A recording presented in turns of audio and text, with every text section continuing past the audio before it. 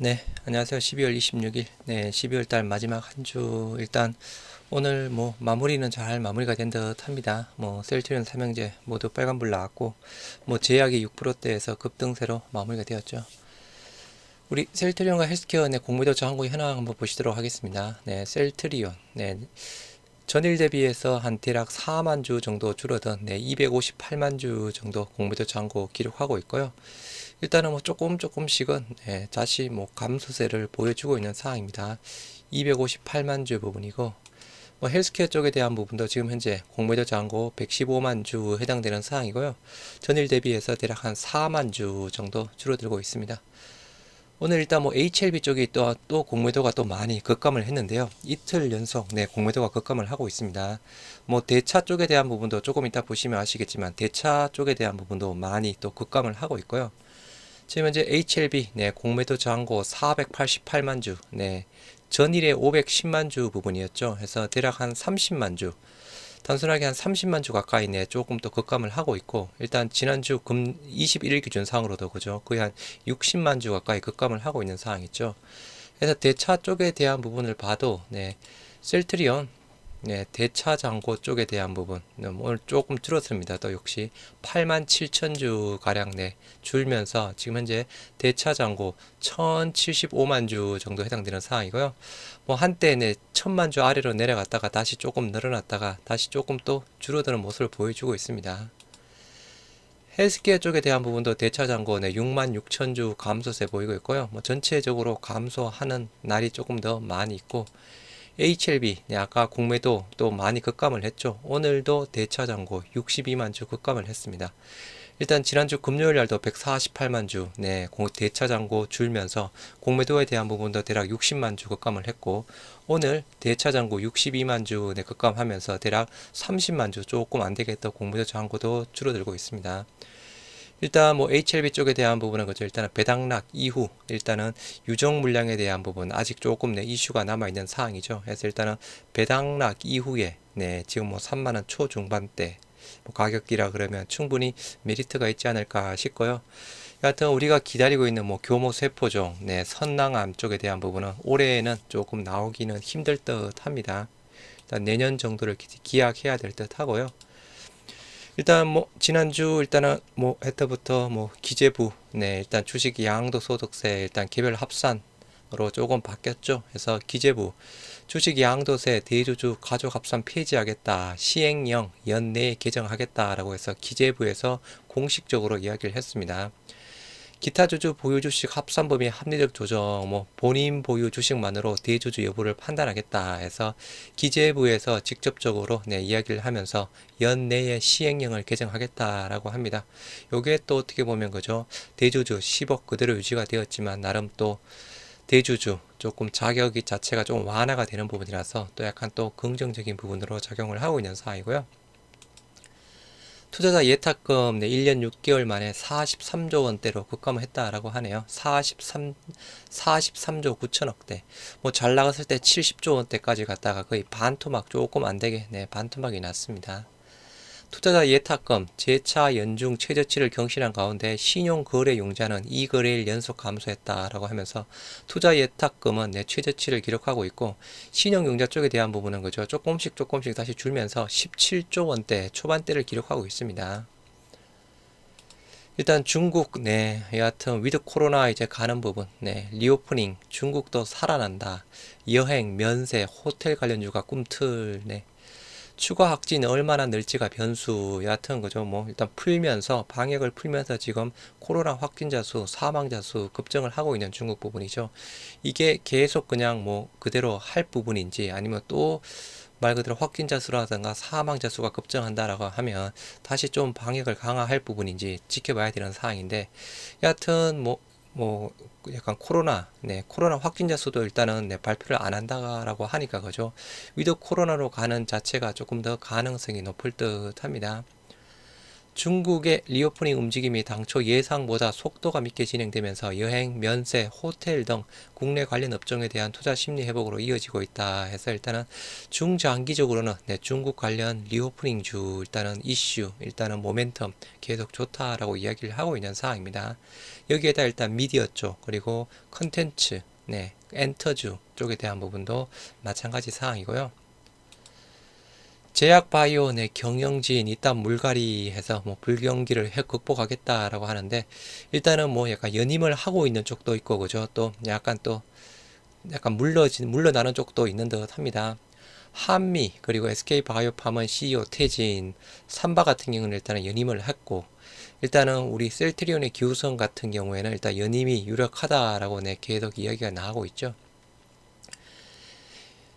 반면 K바이오 대표주자 삼바, 셀트리온의 경영진 물갈이는 최소화될 전망이다. 일단 삼바는 연임이 되었고 연임이 유력하다는 관측이다. 셀트리온은 기후성 부회장을 포함한 사내이사 4명 중 3명의 임기가 내년 3월 만료되는데 이들 또한 유인 가능성이 높다. 일단 가능성으로 본다라고 하면 그죠. 유인 가능성이 훨씬 높은 상황입니다. 기술 수출 반토막 났지만 R&D 결실, 유한양행의 렉라자 등 게임 체인지를 기대한다라고 하네요. 2022년 K바이오 결산, 멈추지 않는 블록버스터의 꿈, 미국 긴축 영향의 투자 유치, IPO 쪽은 한파를 맞이했고 기술 수출 13조 원대에서 6조 원대로 반토막 났습니다. 신약개발 투자 성과가 꾸준히 나타나고 있고 그 중에서도 유한양행의 렉라자 1차 치료제 신청함으로써 이게 또 이슈가 되고 있는 상황이고요. 여하튼 HLB 쪽에 대한 부분 아까 말씀드린 대로 올해 안으로는 뭔가 진행되기는 어려울 듯 하고요. 일단 뭐 아까 유한양행, 한미약품, SD바사 등등 이야기하면서 HLB가 임상 결과를 발표한 항암제 리보세날비 역시 주목을 끌었다 해서 올해 또 주목을 끈 부분이었죠. 회사 측은 내년에 선낭암 치료제로 FDA에 신약 허가 신청을 내고 곧이어 이 약과 중국 항세제약의 캄넬리주바 병용요법을 간암 1차 치료제로 허가를 신청할 계획이다. 최대한 빠른 시일 내에 2건의 NDA를 내겠다면서 특히 간암의 경우는 글로벌 임상 3상 데이터가 우수해 내부적으로 기대가 크다. 여하튼 원래 계획상은 그죠. 연말에 선낭암 신약 허가 신청 NDA 하고 내년 초에 간암 하겠다는 부분이었죠. 여하튼 이 부분까지 포함해서 교모 세포종 임상 2상 결과까지 포함해서 그죠. 계속 연기가 되고 있는 상황이고요. 내년 바이오 시밀러 큰 장이 온다. K바이오 차베라 승부수 내년 제2의 물결이다 라고 하죠. 바이오 시밀러 셀트리온 삼성바이오피성 등 고저농도 제형으로 대응. 내년에 전세계 바이오 시밀러 업계가 미국 시장에서 진금 성부를 펼친다. 내년에 에버비의 자가면역질환 치료제 휴미라, 황반변성 치료제 아일리아, 자가면역질환 치료제 스텔라라의 미국 내 특허가 만료돼 미국 식약처로부터 동등성을 인정받은 바이오시밀러가 판매가 가능해진다. 세계의약품 지난해 세계의약품 판매 순위 1위, 5위, 7위를 차지한 각각 블록버스트. 휴미라 같은 경우에는 미국 시장 26조 4천억, 아일리아 12조, 스텔라라 12조에 해당되는 사항입니다. 일단 국내 바이오 시밀러 업계, 전 세계 바이오 시밀러 기업들이 일제히 경쟁에 뛰어드는 만큼 차별화로 승부할 계획이다. 셀트리온의 휴미라 바이오 시밀러 유플라이마는 고농도 제형이고 주사 통증을 줄여 차별해야 했다. 또한 셀트리온 헬스케어가 직접 판매해서 가격 경쟁력도 높일 계획이다. 그죠? 일단은 휴미라 바이오 시밀러 쪽에 대한 부분 경쟁사가 10곳, 11곳 부분이죠. 가격 경쟁이 치열해질 수밖에 없습니다. 치킨 게임 들어간다라고 하면 실질적으로 가격 경쟁력, 원가 경쟁력을 확보할 수 있는 몇몇의 회사만 혜택을 볼 것이다 라고 이야기를 하고 있는 상황이죠. 이 외에도 아일리아 바이오시밀러, 셀트리온, 삼바, 삼청당제약, 알테오젠, 그리고 스텔라라 바이오시밀러 쪽에 대한 부분도 우리가 일단 제일 빠른 부분입니다. 여하튼 말 그대로 내년 바이오시밀러 큰 장이 옵니다. 셀트리온도 그죠. 헬스케어도 그렇고 매출도 두 자릿수 성장, 그리고 영업이익도 두 자릿수 성장을 예상하고 있는 상황이죠. 내년 상장사 이익은 제자리다. 1분기 경기 위축 실감에서 잿빛 전망.